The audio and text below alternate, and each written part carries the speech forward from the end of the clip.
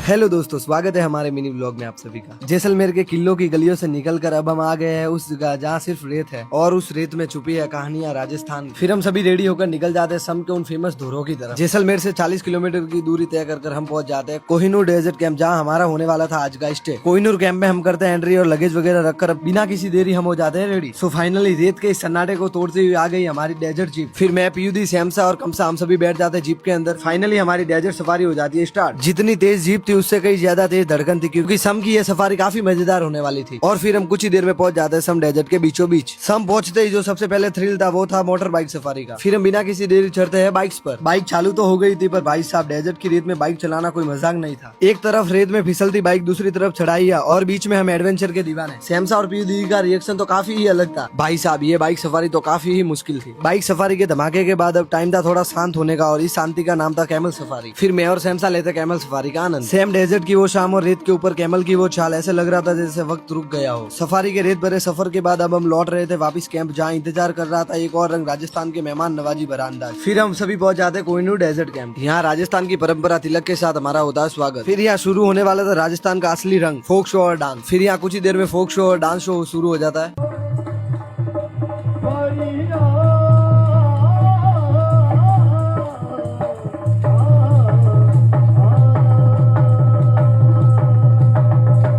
फोक show की वो शानदार महफिल अब खत्म हो चुकी थी, लेकिन रात अभी भी खास थी, क्योंकि उस रात भरे राजस्थान के कैंप में हम मनाने वाले थे सैमसा का बर्थडे एकदम राजस्थानी अंदाज में। जिंदगी में कभी एक बार सम डेजर्ट जरूर आना, क्योंकि यहाँ की शाम दिल के बहुत करीब चली जाती है।